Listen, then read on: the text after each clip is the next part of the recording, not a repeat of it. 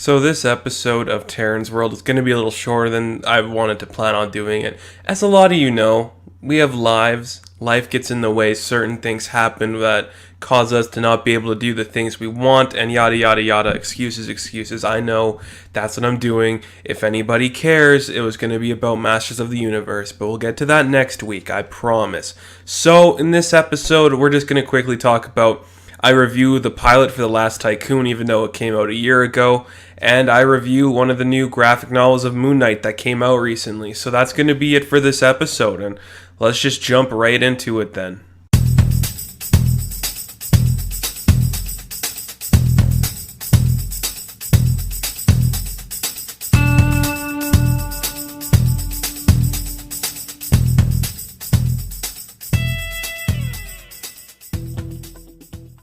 Some of you are probably wondering why I'm talking about the pilot to a pilot that came out a year ago, while the rest of the series is coming out later this year, end of July to be exact. I didn't see this pilot a year ago. I didn't have an Amazon account. I didn't always go through all that stuff, looking at what I want to watch, what I'm excited to see. I just thought, the show's coming back in a month. People are going to get excited because this is a really good production, a really good cast, and Amazon's just been crushing it lately with a lot of their new products. So I said, you know what, let's go back, let's watch this thing I missed, let's do a pilot review, talk about it quickly, the things I liked, what I'm excited about in this series. So The Last Tycoon is based off the novel by F. Scott Fitzgerald. He wrote, Gatsby and those classic literature things. And I have never read this book. I'm never interested in reading this book, and I don't think I'm going to read this book after watching this series. I know a lot about Gatsby, and I knew a lot about that world and his writing style going into this, and you can really see the similarities in everything with Gatsby in The Last Tycoon.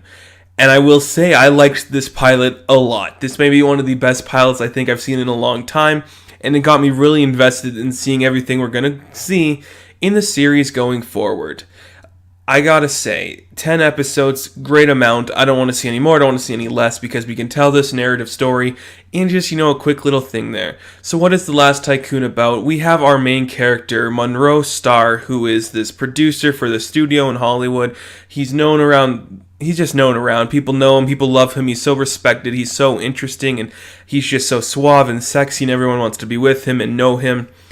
A couple years before the events of this story, his wife is killed, and now he wants to tell the story of her life. The story of Minna Starr, and, he just wants to tell the world everything about her. Well, Minna Davis is her name, but Minna Starr, what doesn't matter, He wants to tell the story about her life because he was in love with her, and this is going to be his biggest movie he's done. He's super excited to work on this and get everything done, and the casting and the writing and all these things going for him, but the studio wants to shut it down because of the influence going on in the world at the time with the Nazi Party and the German the German market, and how they're going to affect the overseas audiences with the making of this movie if certain characters, since Minna is of Jewish descent and they don't want to affect the market in that way, they're threatening to shut the movie down.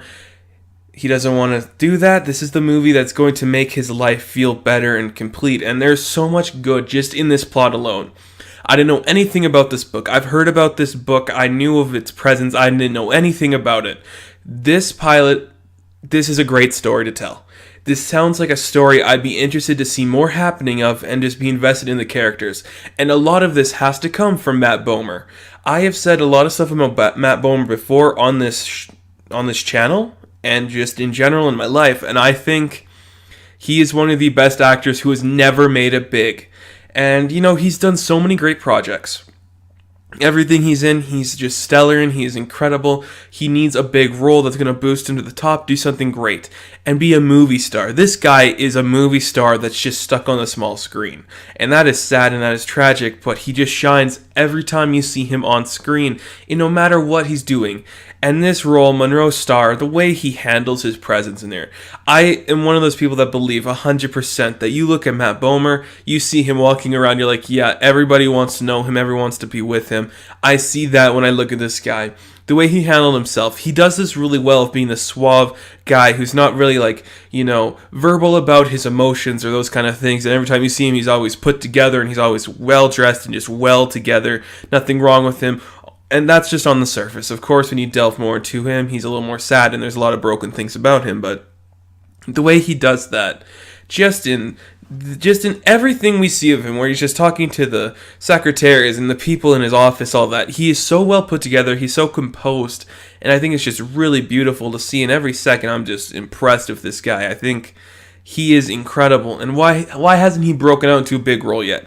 I think if this show is good and we get some Emmy noms or we get anything done like that, this is really going to help Amazon boost up its repertoire as something bigger and better, and it's really going to help Matt Bomer launch a career that's bigger than what he is, because this guy is so great, and there's so many other scenes I loved about him. The scene when he's talking about, I guess it's a review, it doesn't matter, but one of the writers who is the brother to his ex-wife, his deceased wife, he commits suicide, kinda in a weird way. It is suicide, but there's other forces involved. He was the writer of the movie, it's getting shut down, he falls off a catwalk pretty much, and he kills himself, and there's a scene where Matt Bomer goes to church because he's talking about it, he's like, I don't believe in church, I don't go here often, but somebody I care about comes here and he believes in this, and I feel like we have very similar jobs, and he's talking to the father in the other booth, and it's just all this stuff. That was a really great acting scene for him. I thought that was just intense and brutal, and you see all the stuff going on in his life, and he just thinks, if I don't hold composure, if I lose that, everything is going to fall apart. I'm holding everything together, and I'm barely holding myself together at the same time. And I like the way he handled himself with all the women and the men in the show, because there was just so much great about every little thing he did. He just handled himself well. Even in these moments where we had to see him be vulnerable, at the beginning when Lily Collins' character, she breaks the vase, you can see there's a little part of him he's just about to lose it, but he holds it back. And those are the scenes I think have the most power with this, and the most that resonated with me the most. This is a really great, just a really interesting piece of character study, and I'm excited to see where the story of Monroe Stark goes on, because I don't know how it ends, I don't know what happens to him, I don't know what he becomes, and it's really exciting to see where that goes. But there's a similarity I did get here from Jay Gatsby. I know a lot about Jay Gatsby, I saw that a lot, and the guy who has everything in the world, and he's got this brave face on, but he's broken inside, and that's fine. He does have this issue with his heart where it is going to kill him eventually, and that seems kind of like an open-ended way just to get him to die without actually having somebody kill him or anything bad happen to him, as he goes down this circle of destruction and deprivation and that kind of stuff, which I'm okay with if you handle that well and you do it in a mature way. They did show a lot of interesting stuff with that, where he was having the kind of heart attack or something going on with his heart when he was dancing with the woman. I thought that was a lot of great interesting stuff. Kelsey Grammer's in this. We have Frasier is in this series. He was incredible. He is just a presence on screen. No matter what he's doing, Kelsey Grammer is just a presence that every time he pops up, you're like, yeah, I know who that is. There's Frasier, there's Slideshow Bob. He's such a great guy. And the way he handles himself, he's the head of the studio that Monroe is working for. I think his name's Pat, and it's like Brady Studios or something. It's really cool. He's an interesting character I can't wait to see more of, because he does have composure. He has to build this new set on his lot, and there's a lot of homeless people living outside the area where he's building, and you can see he doesn't want to be the one that ruins these people's lives more than they already are, and I really like that. You can tell he's a good guy, but he wants to make it in this business, and he doesn't want to be seen as the bad guy. But sometimes that's the only way you can go, is to be seen as the bad guy, and I get that angle from him, and I thought that was a really great just character moment and a really interesting thing. There's these certain kids that are living out there, I don't know if we see their parents, but there's older brothers watching these two younger siblings, and he asks Pat for a job, and you can see Pat's like, yeah, if anybody asks, I said screw off, because he doesn't want to be seen as the weak guy. And that's a really interesting angle. I think it's the 40s or the 30s in this time period. I'm going to say 40s, because that's just what I feel. And I get what he's trying to do. There's a way the studio system works now. He wants to look like the big, powerful guy, but he is soft. And again, it's a really interesting character. I'm really excited to see going forward of him, too.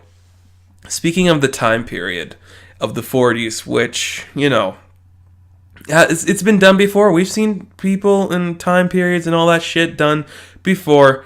I like the way this one looked. And is it the best looking time period? No, there's obviously some stuff there. You can tell it's a studio made thing. Amazon, they gave them a lot of money to get certain things done. And I really did like that. The set looks real enough, and just Even the sets on the set, I think, really look really good. The production design, the costuming, the makeup, I think, is the best part about this.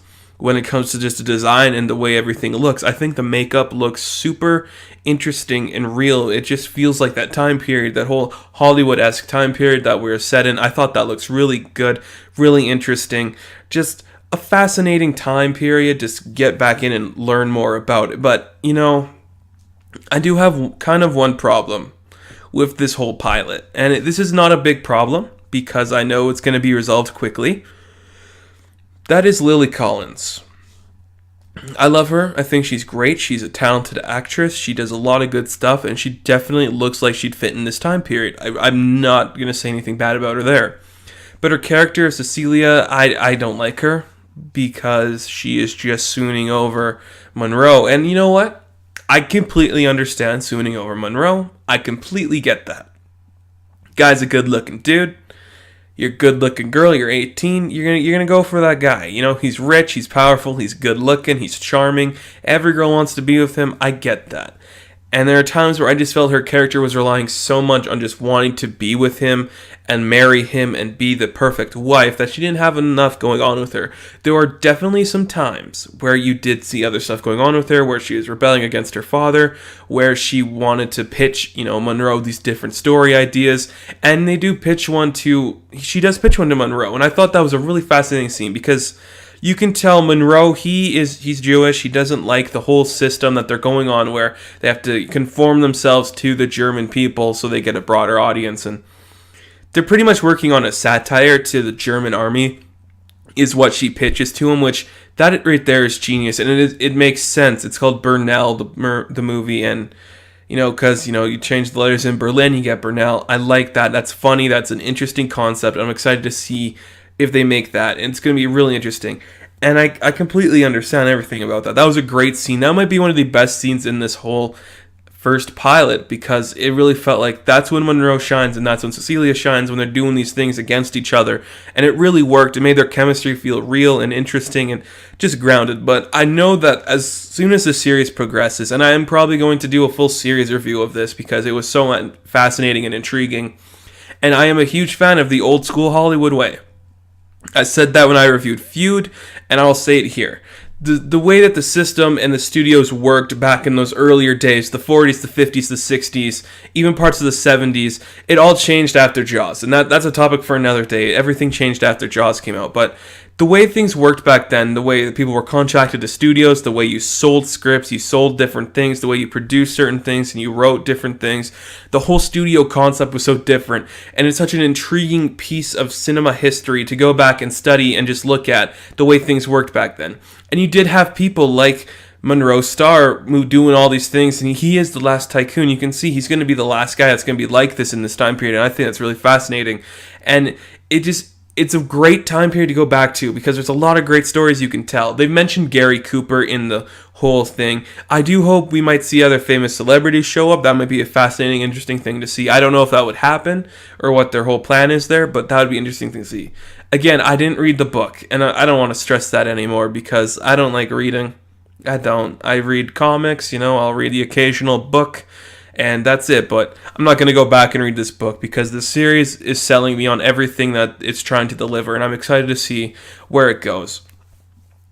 And we do get some really great side characters. Some of the people that work at the studio, we don't get a lot of them. I can't remember their names, but they're some of the writers and the creative people behind certain things. They're really cool. But again, this is really about Monroe Starr and everything that he's going through and everything he's doing. What a really great character. And I just gotta, again, just credit how great Matt Bomer is doing in this. He's just knocking it out of the park. And I like where they're going with his character. There's this one scene at the very end where he is sleeping with the person's wife, and he's like, no, I'm not going to sleep with the daughter. Lily Collins is the daughter of Kelsey Grammer. I'm not going to sleep with the daughter, but he's sleeping with the wife. Okay. I get we're at this time in television history where it's cool to root for the bad guy, where the guy who's kind of a dick, he is liked, but there's a certain secret he's hiding. He's a Don Draper, pretty much. We got all these Don Drapers and Walter Whites coming on screen now. I get this book was written before that. I completely understand that, and they want to stay faithful, and that's okay. I just feel like it's so cliche that he's doing something bad behind everyone's back while he's looking like the good guy. That kind of bothered me. It wasn't a big deal. I moved on past it, and I understand there's going to be a lot more happening going forward because this is, again, just the hour-long pilot, and we do have the other 9 episodes coming out next month. This was a great introduction to what this miniseries could be and what we can see happening going forward. I loved all the characters. Matt Bomer did incredible. Kelsey Grammer did incredible. Lily Collins did great. All these people just knocked it out of the park in the roles they were given, telling the story that needed to be told with an interesting concept that's going to relate back to politics and religion and life and just love, and all that stuff is going to be great to see portrayed out through these characters, because I think this is going to end up being one of the best fascinating and most intriguing miniseries or just series that come out this year. Feud has been one of my favorite television programs of the year. I will say that now, and I'll say that forever. I love Feud. That was such a great miniseries. Betty and Joan, I just loved everything about that. This has potential to be just like that with other people that I love to see on screen and just act incredible. And I'm super excited to see where that can go and how this is going to end up being. This pilot is definitely worth checking out if you have an Amazon account. I highly recommend going in, giving it a great watch, just understanding the way the film works and the way they portray film on screen too in this. It's beautiful, and everything with Matt Bomer laughing and crying. Oh, he's just such a great actor. We need to see more of him in just anything, and I think he needs to win an Emmy for this. I watched one episode. Give him an Emmy, and give it again to Jessica Lange. There you go. So let me know what you guys think of The Last Tycoon, and if you're excited to see the series. And you know what? We still have another segment coming on up at you on Taran's World. So yeah, let's get to that one right now. We are talking Jeff Lemire's Volume 2 of Moonknight. Moonknight, one of my favorite, if not my favorite. Okay, that's a lie. Moonknight is my absolute favorite comic book character. One of my favorite literature characters. Just his whole story, everything about him, I find to be so unique and so intriguing, and just a great concept that makes for great television and storytelling. But that's a topic for another episode where we go into depth on Moonknight. Let's talk about Volume 2 of this run. Reincarnations is what this volume is called. Like I said before, I am not able to pick up single issues because I don't live next to a comic book store. There's no comic book store in my town. We don't get those issues, so I always pick up volumes to get caught up on these things that I like and I care about. So I picked up this volume the other day. I read it instantly because I was so enthralled by the first volume called Lunatic, where we see Mark Spector wake up in the hospital. And by the end of that whole storyline, all of his personalities split right in half. Stephen Grant, Jake Lockley, Moonknight, all these different personalities of him, they split and they go into different places. And I love how this one opens. The artwork is some of my favorite artwork because we see Stephen Grant being the movie producer who's making the Moon Knight movie for Marvel Studios. We see a different persona of him. I think it's a part of Mark Spector that goes to space and is fighting space werewolves. We see Jake Lockley, he's a cab driver, he gets arrested for a bunch of different stuff, and then we just see Mark Spector trying to navigate his way through all these different personalities. This was fucking awesome. This book is quintessential Moon Knight reading, and I think if you are a fan of Moon Knight and you want to get more invested in a character that one day, maybe not today, maybe not tomorrow or the next 3 years, but one day this character will make it to the big screen or the small screen, this is where you should start reading him. You go to the one before that. What was it, like Warden Ellis or something? Whoever did the first run before this current run by Jeff Lemire, you check out that one. You come back to this one. This is where you start when you're reading Moon Knight, because this whole storyline is perfect Moon Knight storytelling, where he's trying to figure out who he is and navigate his way. This is where he succeeds, and this is where he is best told. Every scene where he's in space and he's fighting the evil werewolves, which is a great homage to his first appearance on the Werewolf by Night comic. I thought that was a really great thing. But the artwork is such a classic-looking anime style, such a classic-looking just visual storytelling and a very interesting concept, which definitely made the story way more interesting for me and just helped move the plot forward. I think this is a different incarnation of Mark Spector, because we get to this scene later on in the whole volume where he's confronting all of the various incarnations. He said this one's fairly recent, and I really liked this. I thought that was a great way to introduce a new side to him, where he's doing something above and beyond. And in this whole storyline, storyline in space. He says, the Avengers died, the X-Men died, they all turned into these mutant werewolves, and now he's fighting them all. And I thought that was incredible. It was so interesting to see. These are the things I like about Marvel. I like their big events when they do all these different things. But I also like their big events when they have Moonknight in them, because I'm such a fan of Moonknight. And I think the last one that had Moonknight as an integral character was Age of Ultron. When they did that storyline a couple years back, he was a part of the team with T'Challa and Black Widow and Taskmaster, I think it was, and he was part of that team doing something. Not a big role. I like it when he has a big role doing these certain things. So when he mentions the Avengers and he mentions the X-Men, and he's one of the last lines of defense now against this invasion, I think that's incredibly awesome and incredibly interesting concept just to see brought onto screen. Onto paper. What the fuck? Onto paper. But it's so cool. It was so fun. And I love the artwork. Again, you should check out the artwork for this whole storyline because it looks like Akira, you know that weird old anime thing. That was great. That was really cool to see. And I just thought that was fascinating. But I also love a lot of the stuff with Stephen Grant, because I think this is a really good idea that we've seen delved in before in other various things of Moon Knight, where there's a Moon Knight movie being made in a different weird incarnation. I like that stuff. It's so funny, it's so unique, and you can see Mark Spector's the actor playing Moon Knight, and Stephen Grant's the producer. That's really great. Marlene is the actress playing Marlene. There's just so much weird stuff going on, and even Mark is confused when he's in Stephen level. Where am I going? What am I doing? What's going on here? A lot of great stuff. And we do get some of the stuff with the supporting characters, which I will talk more on Marlene later. But, Crawley, we've seen him in the first volume. He sacrificed his soul to Anubis, so, they could cross and they could keep going forward. But we see Frenchie die, and we see Gina die, and we see pretty much everyone die, which is really disturbing and weird. But are they actually dead, or are they inside his head? There's a whole thing where Mark's talking to himself later on. He's trying to figure out, you should already know what's going on. Why haven't you figured it out yet? What's real and what's fake? And I liked that about it. That's a great thing going on. Again, the Stephen Grant stuff, I think that's really fascinating. It's really good. When he wears the white suit to the party, that is so fascinating. It's so fun. And just seeing the way Mark Spector goes from one panel to another panel, just transferring, and the crossover transitions to each one of the places. And when he accidentally stumbles into the diner where Gina is killed and all these people are dead, when he's Jake Lockley and he's being questioned by Bobby and Billy, who are the guys working at the mental hospital in the first volume. It was so fascinating. That stuff is so fascinating because it's all in his mind, right? Everything going on is in his psyche. He's confused, he's lost, he's scared, he's crazy.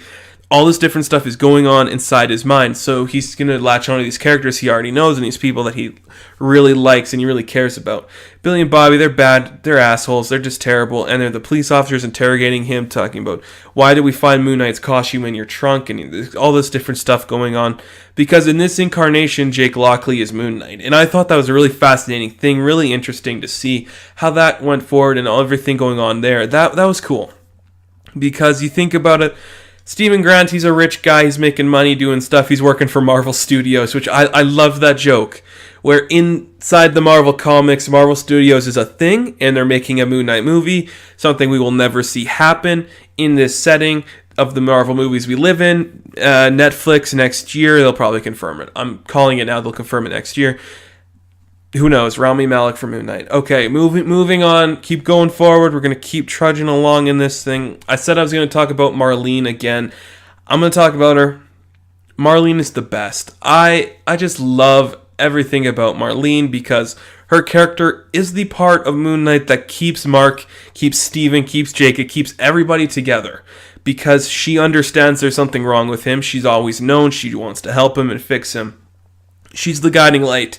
He needs her to be sane, and I really like the way they handled this. And we do get this wonderful scene. I'll get there in a sec, actually. But Marlene, she's an important character, and I like when she's an important character like this. When she's with Steven, I really do like that stuff because you can see that's the part she remembers the most, and that's a part that's going to play a big issue later. So, Mark Spector defeats the space zombie werewolves. Cool. Jake Lockley gets out of prison. Moon Knight escapes. Takes down the cops. Super cool. Stephen Grant finishes the movie. Does all that shit. Yada bing bada boom. But we get this. This is the best scene I think I've seen in a Moon Knight comic in a long time. Maybe since...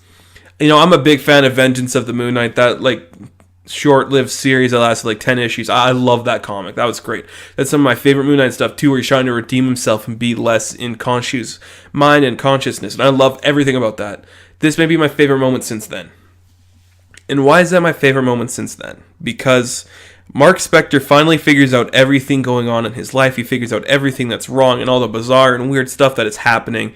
And he finally understands what is it that's happening to him and what's going on in his subconscious. There he is. He's standing there. Mark Spector is confronting the space werewolf Mark Spector. He's confronting Stephen Grant. He's confronting Moon Knight and Jake Lockley. He's confronting all of them.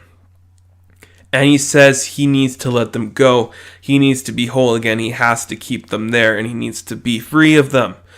This was incredible Moon Knight stuff, because everything we've seen from Moon Knight, we don't know if he's been crazy or if he's been controlled by gods and that's messed him up, but now we know he's schizophrenic. We see him kill the most recent incarnation, which is the one from space, takes care of him easily, takes out Jake Lockley Moon Knight, which is an intense thing. If you are a fan of Moon Knight, seeing Mark Spector kill Jake, it hurt me.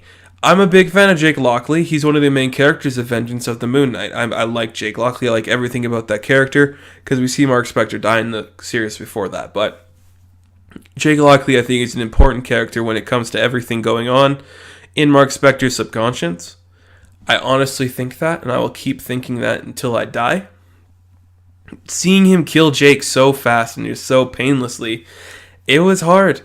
I liked the persona of Jake Lockley. I liked everything about him, and seeing that Moon Knight die with him too, that was incredible. That was powerful. You see Mark Spector finally letting go of this whole thing about him in that way, and that was beautiful. It was so great and so fun and fresh and just powerful seeing him let go. And you can see Steven starts to break down. He says, "Are you going to destroy me too? Am I going to lose you?" And Mark Spector says, "No, I can't, because you've been a part of me for so long. Since I was a kid, you were the first and you would be the hardest to destroy. But I need to ask you now, don't ruin me. Don't break us. We need to be strong together, and we need to control ourselves and be in control of ourselves." And I really liked that. That was powerful, because you can see this is something we didn't really know about Mark Spector before. Has Stephen Grant always been there? And this is where we find out that he's schizophrenic and he has multiple personality disorder. I like that. It really helps make the character interesting and fun. Well, not fun. Like, just makes him unique and just broken and sad and adds another depth to the character.